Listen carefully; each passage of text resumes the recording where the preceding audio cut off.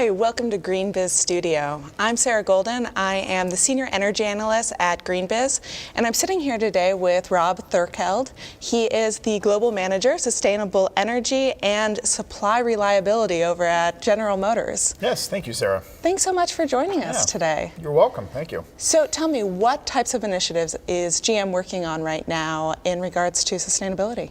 Yeah, so we're focusing a lot right now, working with our utility partners. We just recently announced a green tariff with Detroit Edison, our local Southeast Michigan utility, for about 300,000 megawatt hours of renewable energy to supply all of our global technical center with wind energy. And that's our largest employment base, about 20+ thousand employees. And then the remaining load is going to go to our global headquarters at the Renaissance Center.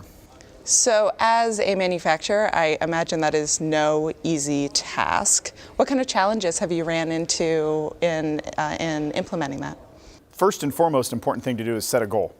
I mean, I think, and I've told that with multiple companies, is you got to have a goal because ultimately that's where you're taking and where leadership is guiding, the company to go to. So the challenge to really do all that is ultimately then setting the process to get that done. And I say that not lightly either. I mean, it takes a team that's behind the scenes to really get this done. It's accounting, finance, legal, real estate, tax staff, and trying to get what I call leading, as I am the conductor, the orchestra, and getting these things done in an expeditious manner, because in some cases there are time challenges in order to get things implemented in the time frame you need to get them done. Permits are being approved, land acquisition, if it's off-site procurement, there's a whole foray of things that have to come together at once, and it's really kind of, as I say, I'm the conductor orchestrating to get this done.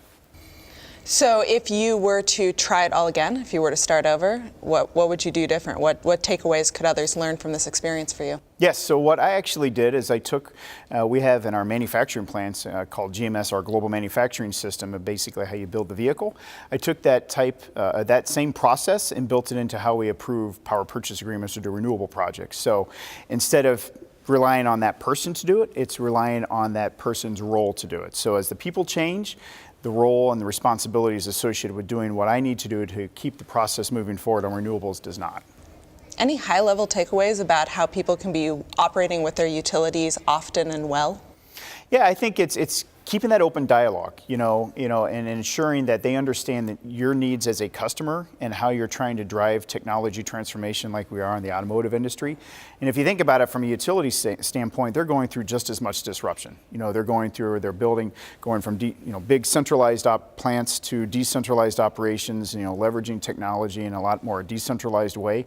And we as the customers have a lot more control with our smartphones and everything else to determine when we want to use that electricity, or when do we want to charge an electric vehicle, or how do we integrate solar and storage into that. So it's really working through with the utilities in a much more partnership, collaborative manner than, I would say in the past, most of the focus up until a few years ago really was on what's the cost of my electricity and it's reliable. And now it's what's the cost of electricity reliability and how can I get it from sustainable resources. Well, thank you so much for sharing a little bit about this initiative with us. Great, thank you very much.